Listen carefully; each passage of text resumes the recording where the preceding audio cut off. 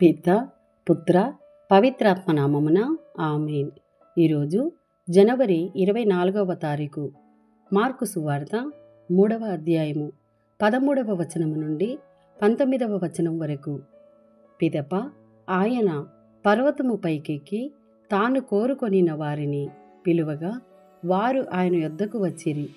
తనతో నుండుటకును సువార్త ప్రకటనకు పంపుట కొరకును ఆయన 12 శిష్యులను నియమించెను. వారికి అపోస్తలులు అని పేరు పెట్టెను. దయ్యములను వెళ్ళగొట్టుటకు వారికి అధికారం ఇచ్చెను.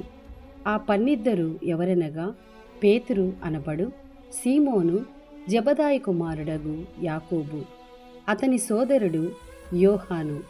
ఆయన వారికి బోవనెర్గెసు అను పేరు పెట్టెను. దీనికి ఉరిమెడివారు అని అర్థము.